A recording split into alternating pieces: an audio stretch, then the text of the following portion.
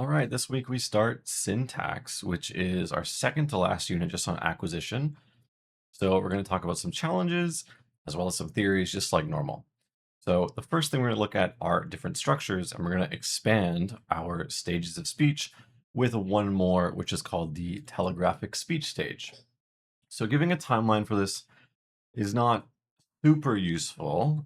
Typically 19 months and plus was when they reach this stage. So it's usually when they have about 50 words and they start trying to string them together into sentences. But the sentences usually are not big sentences. They're like 2 to 4 words, maybe five, and then they get bigger over time. And we'll see this when we talk about sentence growth. So there's a lot of common errors that they make when they're first putting together sentences, and we've seen a lot of these already. So the first one, she hit ball versus I have two dog. Of course, inflections are missing. So that's a normal for what we know so far. You'll also have these function words like the or which are also being omitted. So I bought a smoothie, another example there, which is or man came see me. So the man came to see me. So these are all function words. So these are just grammatical. They don't have meaning on their own, but they specify meaning for other words. Like to is just an infinitive marker. The and are just specificity markers. We'll also see issues with negation. So we'll talk a little bit about negation acquisition specifically later. But instead of saying she doesn't bite, this child might just say no, she bite, as in she does not bite. They're just learning the word no, and they're trying to fit it into the sentence to say no, she bite, as in she does not. You might get she no bites, which is fine as well. It's the same meaning they're trying to get at, but they're learning placement a little bit better. We're still not at the doesn't phase. She doesn't bite. And you also get some issue there with bites. Of course, she and bites is correct, but when you have doesn't there, that S should drop because you would get doesn't, and that does word takes on that third person singular agreement. We also see issues with complex sentences. So instead of having like multiple thoughts in one sentence, sentences tend to be, individual thoughts. So what we would normally say is like the man here sees me, where here is describing the man. You might get two things. So man here and man see me. So like two separate thoughts. Um, the man here, you can think of this as like an adverb phrase attaching to the determinative phrase or noun phrase, but you can also think of this as like a reduced relative clause, where it's instead of the man that is here, we just cut out the that is. So this is a complex sentence. Um, there's two clauses here basically. It's just that the here clause has been extremely reduced. So there are some challenges here, and there's lots of errors, of course, but we need to understand why there are errors. The first thing is called the learnability problem. So it's a question of how much of this knowledge is environment and how much is innate. And there's some interesting things to consider here because if we ask ourselves, is it just the environment? It can't be. It can't be just the environment because if you think about the input that a child gets, so the input that they're getting in terms of structure, it's really not that much to learn structure. If you think about like individual words, for example, you might hear a word repeated several times. But when you're trying to understand structure, we have lots of different structures in the way that we speak, and it requires a lot more information in order to find those patterns. So the environment isn't doing all of the work, but it is influencing development. There's also this major issue of what about how much bad input a child gets? So when parents talk to kids, they don't always speak grammatically. Sometimes they also simplify sentences to be at the child's level of grammar. So if that's the kind of input they're getting, how does a child determine what is good or bad? So the more exposure over time that they get, and some corrections can help, not necessarily the best way to help children, as we'll see in the future. But as input becomes more and more, and they're able to sort out bad and good over time, the grammar gets a little bit better.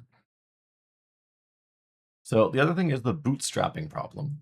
And that is saying that when we have syntactic rules or sentence structures, a lot of these are operating on categories and not words. So what we mean by that is a sentence structure for a simple declarative sentence might be something like determiner, noun, verb. Okay, so that is giving us some structure into noun phrase and verb phrase, which is giving us a full sentence. But these are not words, these are categories. Words fit into these positions to make structural, like appropriate phrases. So in order to learn syntax, children first need to learn words. So their syntax cannot develop before words develop. There's also a lot of overgeneralization errors, which we've seen before. So we talked about that in semantics in terms of overextension, but it can happen in the sentence as well, just because children don't understand restrictions on words. So this example here, I sleep the bed. You're thinking, okay, in adult language, this isn't good because we know that sleep has to be an intransitive verb. We can't take an object. But a child doesn't know that yet. They're just thinking, okay, there's some sort of noun phrase here, there's a verb, and there's another noun phrase. Sleep is a verb, so we can put it into that. And then their representation in their head is like, I'm sleeping and I'm sleeping in the bed, or something like that. But they're overgeneralizing. So these are different challenges that children have to overcome. And hopefully, the theories that we look at can help explain these in some way. So let's take a look at this. Without referring to any grammatical terminology, let's explain how the following questions are formed. So this is just thinking about syntax, so that way we can understand the fact that it's on categories and not words. So the man is watching. If we just label these here, determiner, noun, verb is watching, and we have an auxiliary here is.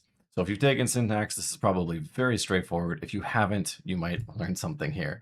So when we form a question, a yes or no, we take the first auxiliary and we move it to the front. And then we get, is the man watching? If we say the man watching is scary, well, the man who is watching, so this is actually just describing the noun here. If we take a look past our subject, we get is scary. So this is a verb and this is an adjective. What we don't see here is an auxiliary. So instead of moving the auxiliary, we're just going to move the first verb up to get is the man watching scary. Okay, the man who is watching is scary. This is kind of the same deal as the second example. The man who is watching is a subject, and then we have a verb and an adjective here. So we don't have any auxiliaries, so we can move it to the front. And is the man who is watching scary? Okay.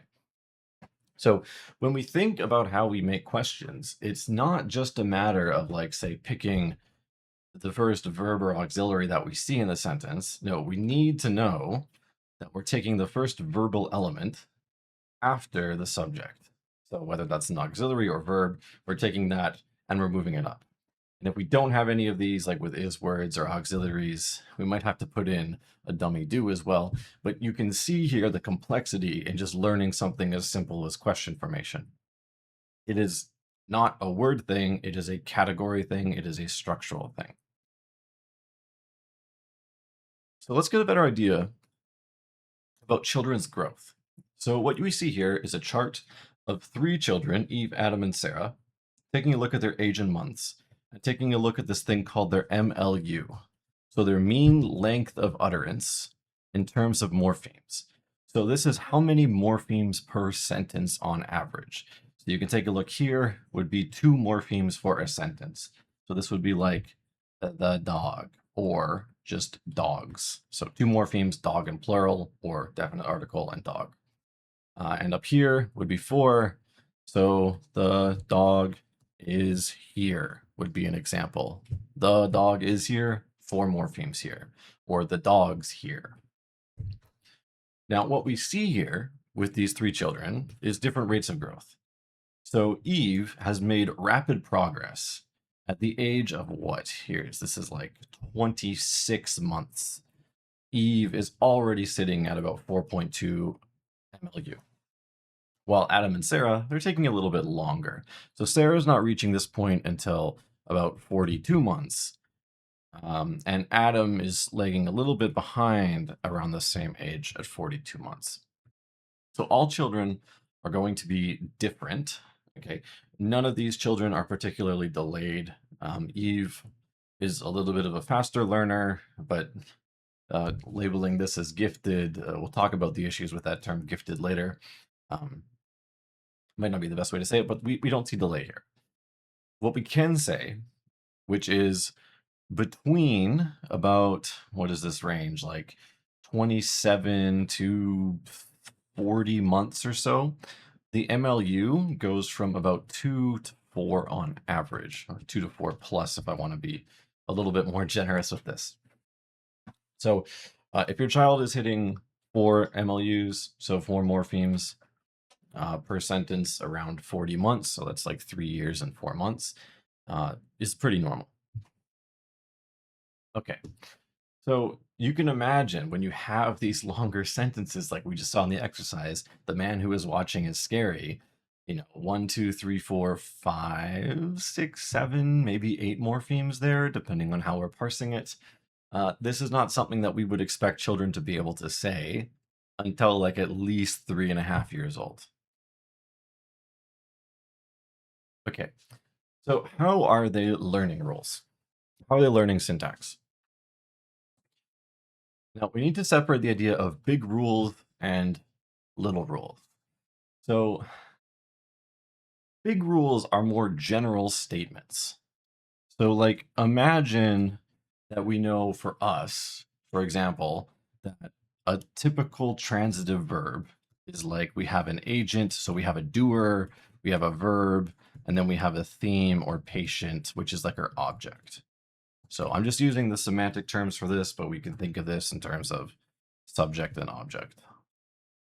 Okay, so a big rule for us for sentence structure might just say subjects before verbs.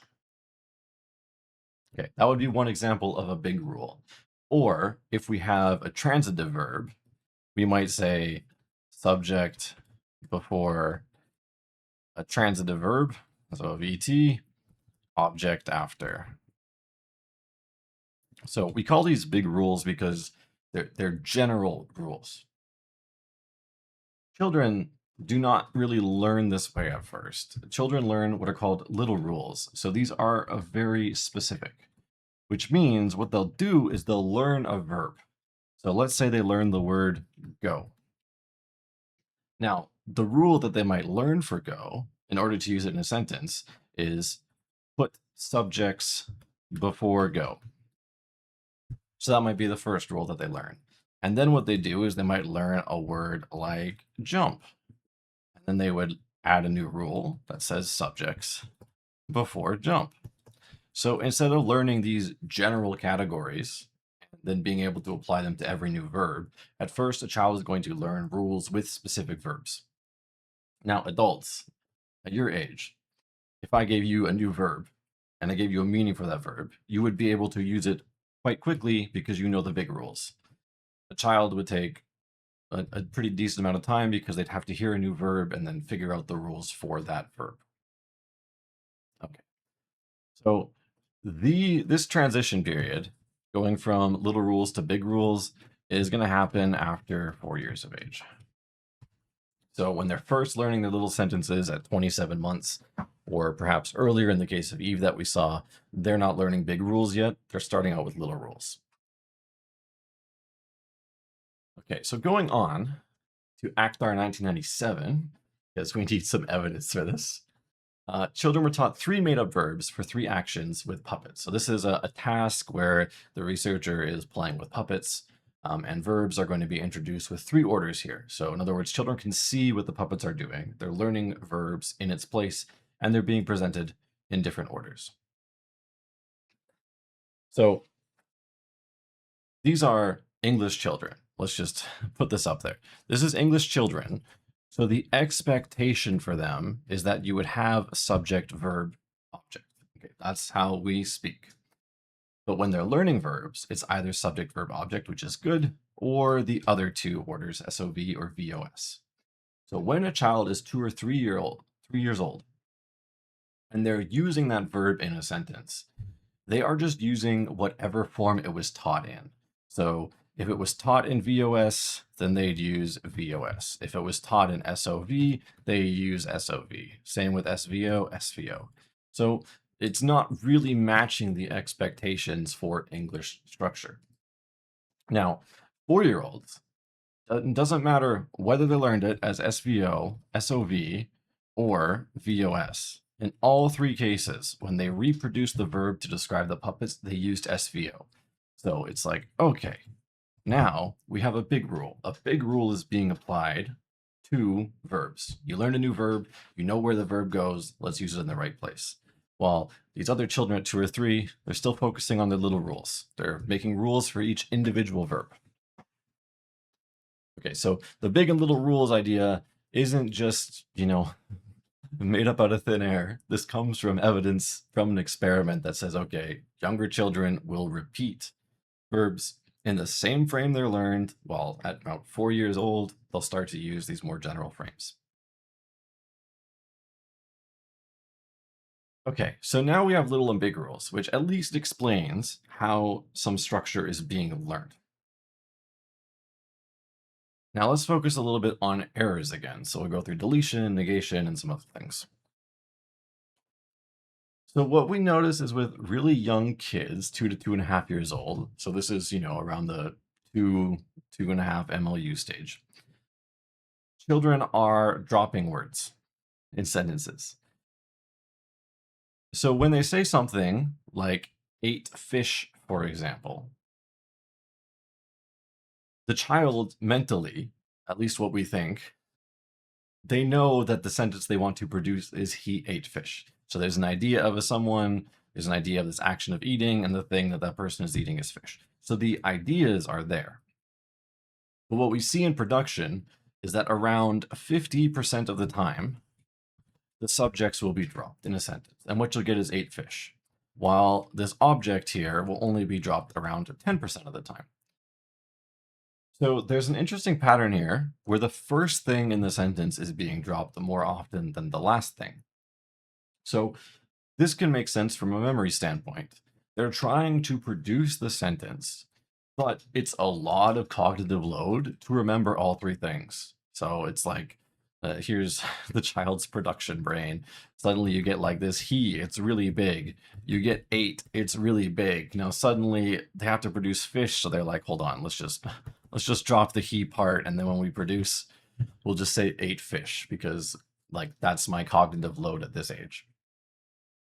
So we call it bottlenecking because it's like they're reaching this point in the bottleneck where suddenly all these things can't fit through. So it's choosing like which part are we going to drop, and subjects are dropped more than objects, and this is probably due to a recency effect. Okay, so that's one reason why errors can occur, why sentences are shorter than normal, and why we're not producing all of the words. Part of it is just acquisition. They haven't gotten to that point where they understand it yet, and morphology can explain quite a bit of that too. So let's take a look at specific patterns of errors that are not necessarily just deletion. So the first one is negation. So here's some child speech. I no want pie, no drinking it. So at first, children tend to use the word no before they use the word not. And if you think about this, from the input that they get, this makes sense. So these are some pretty standard sentences from adults. No, you can't have that. Or no, no more food. The phrase no is going to come up a lot more often than not when talking to a child to say whether something can be done or not. So, especially because it's said on its own first quite a bit, you might expect a child to also try to produce that pattern. So we see no drinking it, no I want pie could also happen here, but the term no will be preferred, and at the beginning of the sentence is also where it will be preferred at first. So as the stages progress, we start at the beginning. We want know a lot. It happens at the beginning. There's this point where sometimes it's at the beginning and sometimes it's between the subject and the verb. So at least at this bit, we're getting to the right position. The second stage that we get to is when not and don't become contracted. I don't want that. He will not come. He not sleeping. Okay, so at least we're getting it in the right spot at this point. So an auxiliary and a verb, and then here is a verb and a subject. So we're getting there. We're almost there. The only issue is that if we don't have an auxiliary, so I should mention with don't is the auxiliary here. So it is between an auxiliary and a verb, technically. In the third stage is when they start introducing this auxiliary. So the idea is if you have a subject and not, and then a verb, English requires that there's an auxiliary there. So you can't just say subject, not verb. You need an auxiliary in between not and the verb. So that is when they start putting it in here. So you can't say he not sleep. You have to say he does not sleep. He not sleeping? No, it's he is not sleeping. So this is the general progression. We start just using the word no, mostly sentence initial, sometimes in between subject and verb. We end up doing not correctly as well as contraction, but it's not until this third stage where they start getting the is in here. And again, from child to child, it's going to vary depending on what age they get at this stage, depending on how fast their MLUs are developing. But the important part is that this stage progression among English children is very common. Most children will go through all three of these stages in this order. Maybe a child or two out there may skip stage 2, for example, or stage 1, but it's definitely not the norm. Okay, what about with WH words, like questions? Okay, there's a nice chart here that shows us which WH words are acquired at an average age. So the first words we usually learn are where and what, so place and object. Who comes in at 28. Now, this is just adding some animacy. So before this age, children might use what instead of who. Who is just that difference between animacy. We get a big jump between who and how. So now we're going into reasons. As we can see, the reasons here take a little bit longer. And then which, whose, and when take a little bit longer after that. Of course, which and whose, these are determiners. They must appear before nouns. And when is time. I'm not quite sure why when is a little bit later, at least in terms of understanding. It might be input that after 36 months, parents start talking more about time specifically rather than just bedtime, nighttime, morning time, but I'm not entirely sure. Okay. Now, the question is then, well, why is where so early? If when is so late? When is time? Where is location? But it actually turns out that when adults talk to children, like over 3/4 of the questions that they say to children are about where. And if you think about it, it's a little weird to say, who is daddy? Who is daddy? Who is doggy? Like you want to say, where's the dog? Where's your food? Where's daddy? And so on. So the questions tend to be more where. Now, if we take a look at the question types, these look a little bit weird. These have gaps. I'm trying to show movement. So who hit Mary and what is it in this first line? These are subject questions.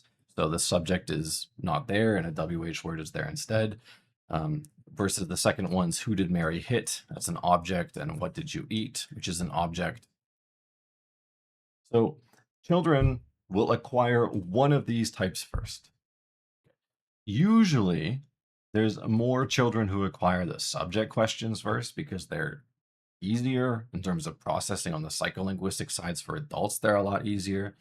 But some children do acquire object questions first. It's just that subjects tend to be more often in terms of like a general population. Okay, so that's just a little bit of the background about acquisition and its different errors and stages that children tend to go through. Let's take a look at some theories. So, why might children have these errors, what is causing them to learn things, and so on. So uh, I just have an exercise here. I'm not going to do this. I think it's pretty straightforward, but you can feel free to do it yourself and pause the video. I do want to get into the theories. Okay, so the first one is semantic bootstrapping theory. So it's interesting because semantics uses syntactic bootstrapping to explain things, and syntax is using semantic bootstrapping to explain things. So what do children know? So what do we know?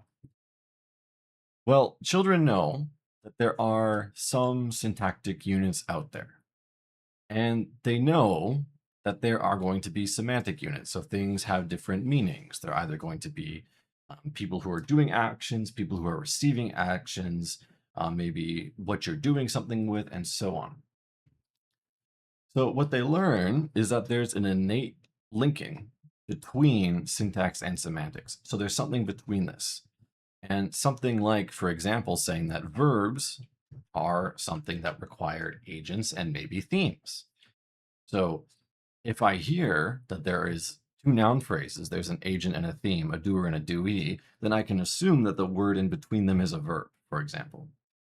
Or in terms of what do I call this, a P, um, a possessive, a genitive, requires like a possessive and a possessed. So S, for example, John's dog, for example. They know there's a possessor and there's something being possessed there. So that thing in the middle is indicating that, okay, we have this determiner S here. Going to be general, just say it's a genitive marker. But there's other cases too where there might be a preposition there, which is, I guess, not the standard one. But if you say the belt of a champion, where it's not quite possessor and possessed, the object is different. This is the possessed and this is the possessor. But you might use the structure as well to say, okay, this is what of is doing. It's a word that expresses this relationship between possessor and possessed. Okay, and you can extend this to verbs as well with ditransitives, for example.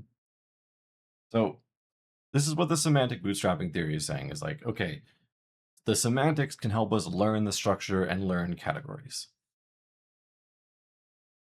So let's ask ourselves, when we think about the learning problem, how is semantic bootstrapping solving that learning problem? And remember what the learning problem was saying, it's like the environment only influences syntactic development because we don't get enough input. So yeah, we can solve the learning problem here, and you should think about this on your own before I type this out.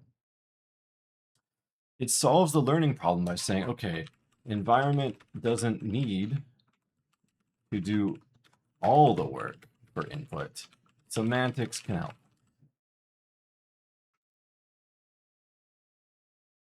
Okay. So what this means is that the knowledge of words, the knowledge of the meaning of the words can make up for the lack of input from the environment.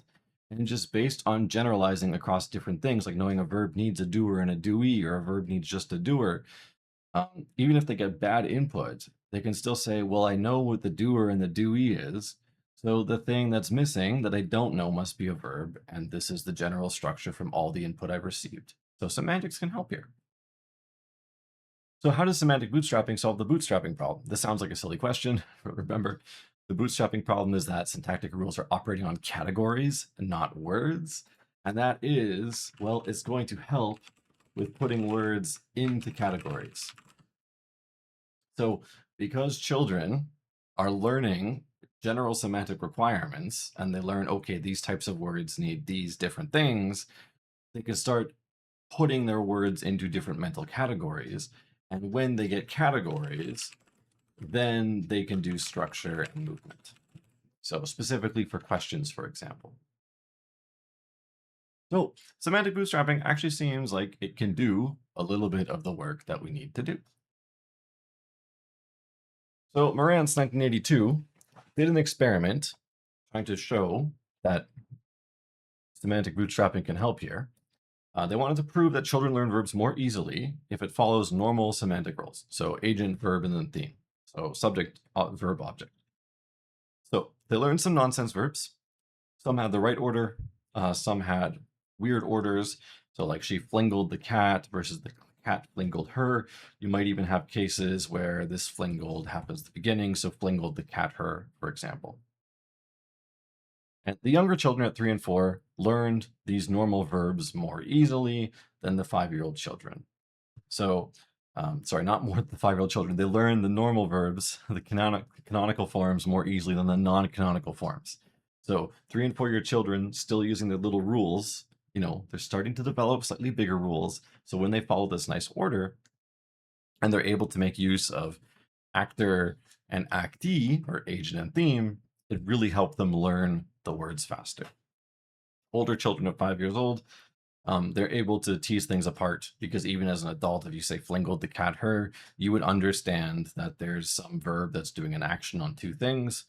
You might not know unless you see a picture of which one's doing what, but it would help you learn that that is some sort of action verb.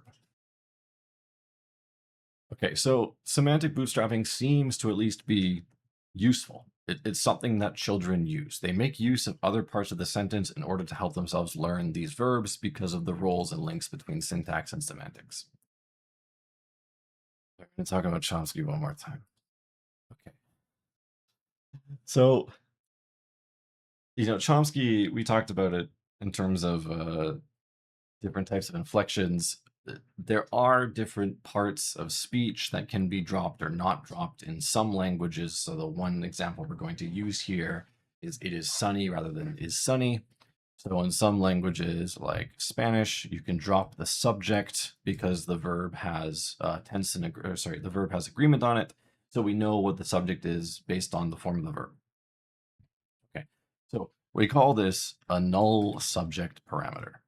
So what principles and parameters is saying is that for English children, they're first going to play with the light switch. They're going to hit it on and off. They're going to practice with and without that null subject parameter. And then eventually they're going to end up on the bottom and say, no, this null subject is off. We need a subject there. So maybe this is a counter to bottlenecking. So maybe bottlenecking isn't quite right. They're not dropping the subject 50% of the time because of memory load. Maybe it's just because they're playing around with the parameter. Okay, so we get a little nice pipeline here, where we start with input, we start building up word recognition, then we build into subject recognition, and this helps us play with our parameter setting in order to choose whether it's on or off. So it takes a little bit longer than just morphology because we have to go through all these stages of first recognizing words, then recognizing constituents, and then finally we can tune those.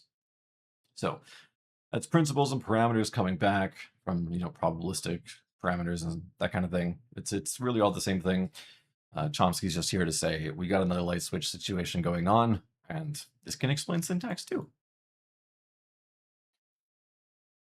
So Valiant, 1986, early experiment again, wanted to test whether 2-year-olds can use determiners. So we know that function words like determiners are often omitted early on in sentences. So at 2 years old, they should still have these issues. In fact, they're not even in the list of like the first 50 or 100 required words. So, okay, how can we say if children can use them that they're required? So is this just an error because they don't know them, or are they just not using them due to other conditions? So in order to say that a determiner has been acquired, it has to be in the right position. It has to be a determiner, then noun. It cannot stand alone. So we know that a phrase with a noun phrase can either be a noun or determiner and noun. And if you have multiple determiners, they have to be sequenced correctly. This, as far as English, this only makes sense if we talk about quantifiers as being determiners as well, because some linguists, especially back then, would say that all the kids is 2 determiners back to back. We typically call these quantifiers now, and they do their own thing with a QP, and then a DP, and then an NP. But you can just think of this as like determiner sequencing. So what Valiant found is that there is a lot of omission of determiners. But when children do use determiners, they're actually using them correctly. So they're being acquired. It's just that when the speech is produced, they're not coming out. Okay, so this is actually interesting support because what this is saying is that children know determiners, but either it's bottlenecking, so maybe it's not being produced, or maybe it is principles and parameters, so P and P. Maybe they're just testing the switch.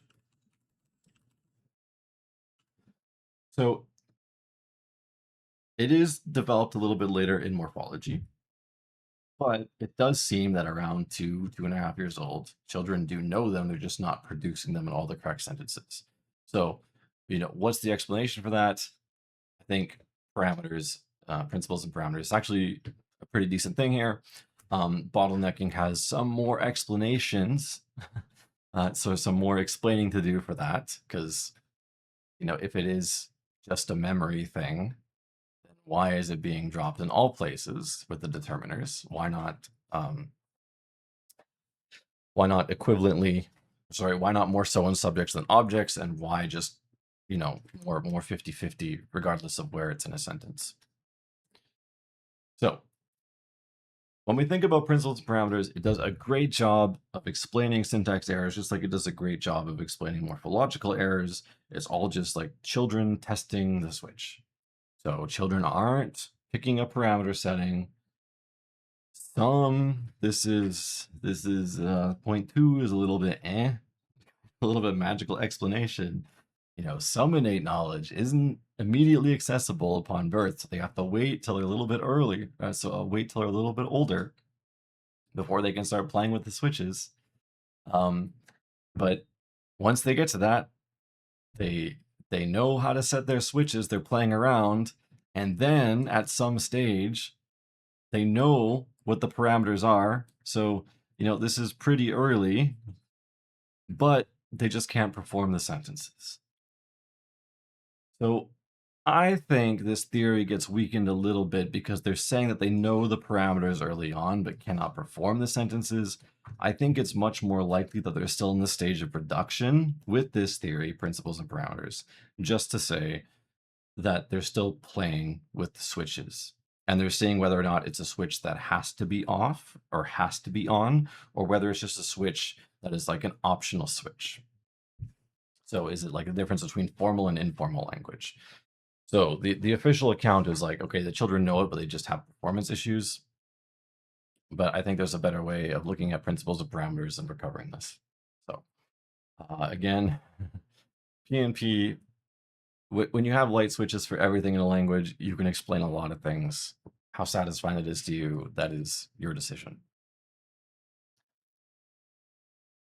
The next one is the semantic distributional analysis. So we have seen this a couple times. Sometimes it's called template theory, sometimes it's called constructivism. This time we're talking about semantic distributional analysis. So we're generalizing a pattern here where we have a bunch of input and then we get X verbs. This is just a slightly different perspective where instead of taking a look at like frames of categories, for example, we're taking a look at frames of like pivot words or open class words.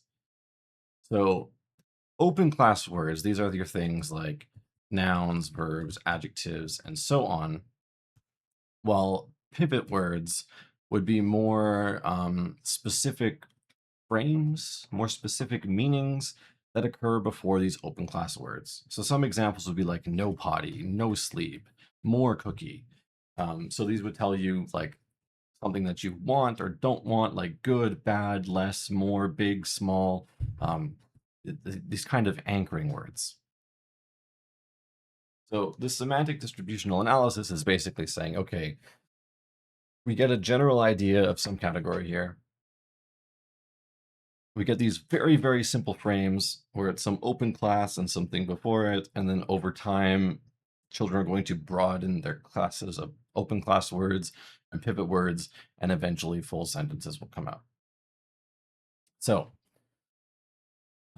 Yeah, it's basically just constructivism with this little bit extra about having pivot words and open class words that start out very strict, but then grow larger. So that's why we get these like very short 2, 3 sentence words or 2, 3 word sentences.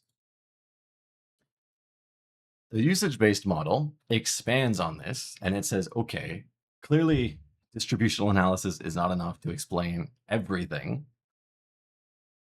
So let's expand this to like true constructivism. Okay, let's take this constructivism, call it usage-based, and expand it to cover more syntax and add in more of these other components that we need. So the nice thing about the usage-based model is it is very statistical based. So we don't need innate knowledge of rules or principles or anything like that. We can use distributional analysis, so what occurs in a sentence where to make frames. We can use analogical reasoning to start comparing different constructions. We have this thing called competition, which means that the input that they get from parents, so adults will like speak to them and they'll say words, and then children will ask themselves like, okay, what's the difference between my output and what I'm receiving? So that competition will help children adjust over time. They know that they're not speaking like adults. So because they're sensitive to it, they can make adjustments. Sometimes it just takes a lot longer. And we also get intention reading. So this helps fix bad input. So even if the structure that they're getting is not great, the child knows what the intention of the adult is. So they can still at least process and learn some of the words. And then when they get their frames, they can fit those words back into the frames that they know are producing, even if it's not quite at the adult level yet. So the usage-based model, I think, has a much better explanation.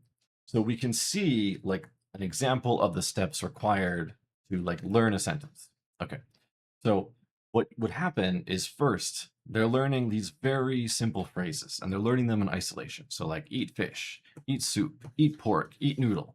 So they're finally learning that there's this frame that we've seen over and over again called eat X, where X might even be a noun more specifically. So what this is called an item-based schema. So notice here, it's still just eat. It's not like verb X's, it's just eat X's. Then what would happen is this process will repeat. So they'd hear something like drink fish, drink soup, sorry, not drink fish, drink milk, drink water, consume food, consume something, and so on, devour something. And eventually all of these different item-based schema combine together to make a more abstract connection. So now we can do consumption verb with some sort of noun after. Okay, and this happens with all these different types of verbs out there, all different types of prepositions. I think verbs are just the easiest ones to showcase and explain. But with any word category, we're basically hearing all of these. We're creating individual schema for individual words. And then as we find more similar things, they get more abstract. And then suddenly we get full phrases and those combine into full sentences. So the example that we see here is very small. We're taking a look at 2 words here, but you can imagine as this gets bigger and bigger, as I learn more schemas for noun phrases, verb phrases, prepositional phrases, that eventually combines into full sentences. Okay, so those are the different models of syntactic acquisition that we'll take a look at. I think, in my personal opinion, out of everything here, I really like the usage-based model in terms of its ability to explain how larger sentences are formed. It doesn't need principles and parameters, innate rules. It doesn't really need, it does make use of semantic bootstrapping, but it doesn't require it. So what I mean by that is that this X here, like it doesn't need a subject in order to learn this frame.